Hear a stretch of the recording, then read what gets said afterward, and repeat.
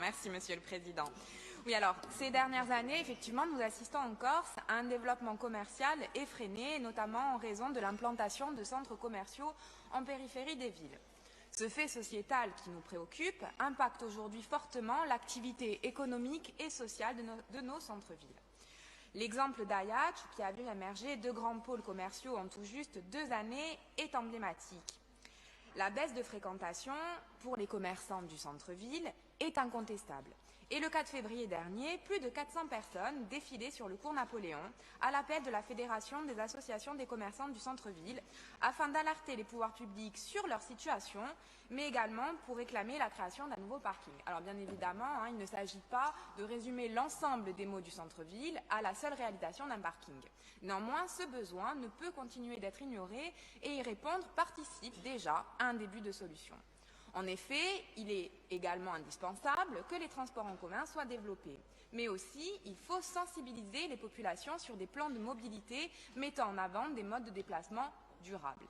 Il est nécessaire que les mentalités changent, mais c'est à nous, pouvoirs publics, de créer les conditions d'un changement maîtrisé. Alors, une enquête commandée par l'AUE sur les déplacements en Corse nous apporte quelques éléments. Par exemple, en zone urbanisée, on constate, notamment dans les régions bastiaises, ajacciennes et de Porto Vecchio, que les personnes réalisent plus de 4 déplacements par jour. La longueur quotidienne des déplacements sur la région ajaccienne est de seulement 4,6 km. La voiture assure les 2/3 des déplacements avec 66% contre seulement 3,2% pour les transports en commun. Sans une offre de transport en commun adaptée, les personnes sont amenées à se déplacer et elles sont obligées de le faire en voiture. Dans cette logique, l'idée de ne pas trouver une place de parking les contraint à se rendre dans des centres commerciaux qui offrent bien des parkings gratuits de grande capacité plutôt qu'en centre-ville, engendrant ainsi les conséquences que nous connaissons. Si notre institution n'a pas effectivement la compétence sur la création de parkings et n'a pas non plus vocation à venir interférer dans les compétences des intercommunalités et communes, la municipalité d'Ajaccio, par le biais d'un communiqué, a indiqué qu'elle aurait, par courrier daté de 2016 et co-signé par l'ancien président de la Chambre de commerce de Corse du Sud, formulé des propositions de création de parkings à l'attention de la collectivité de Corse propriétaire de ces terrains, à savoir un parc de stationnement boulevard Saint-Pierre situé entre les 2 gares maritimes, un parc sur le site des phares et balises.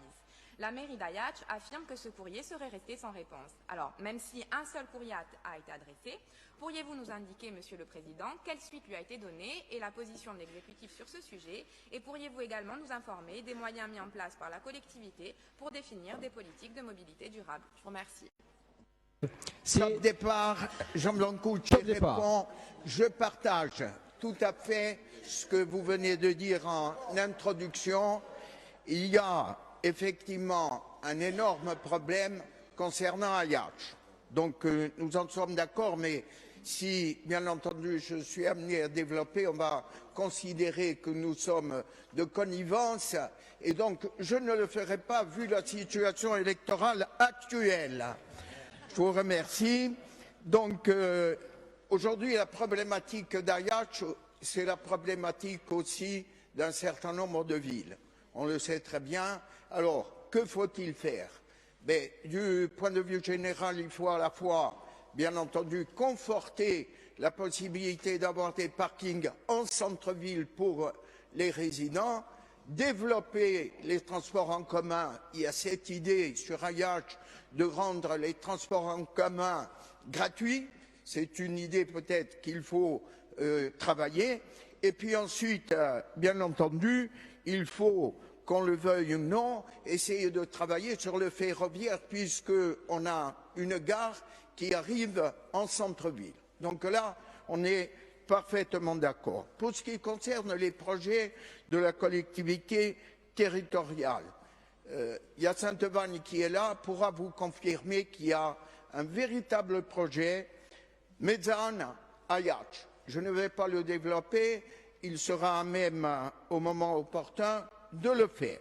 Donc il y a à la fois à mettre en place une commande centralisée et le point d'évitement de Kadanic, puisque vous le savez, c'est un nœud routier particulier. Il s'agira aussi de créer une halte au Cannes, qui n'existe pas, que l'on créerait, et à ce moment-là, ça permettrait de répondre à la problématique qui se pose dans ce quartier qui est extrêmement populeux.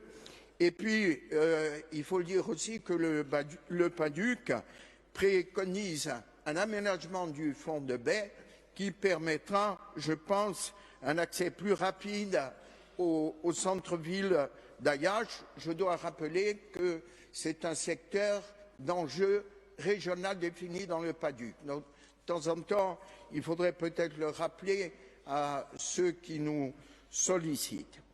La collectivité travaille avec les outils dont elle dispose. Concernant la création des 2 parkings demandés, alors là, c'est un peu plus précis. Il s'agit à la fois de la gare routière et du site des phares et balises. Je vais répondre sur les 2 points. Le site sert aujourd'hui à la seule gare routière de Corse, il faut le dire. Donc, si on envisage une évolution et une autre destination du lieu, il va falloir aussi en même temps envisager une autre destination de la gare routière. Mais enfin, une gare routière en centre-ville, je pense que c'est une excellente chose. Sur ce qui concerne les sites des phares et balises, d'abord, je voudrais vous dire qu'aujourd'hui, c'est l'État qui occupe le site.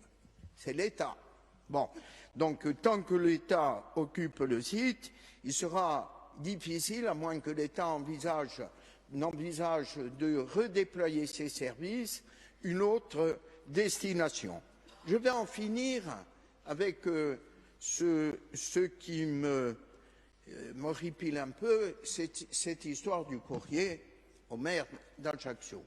Alors, vous le savez, on a été interpellé par la conseillère. Alors, je vais répondre très vite. J'ai les documents ici, j'ai les courriers. En date du 21 octobre 2016, le président de l'exécutif répond effectivement au courrier du maire d'Ayache.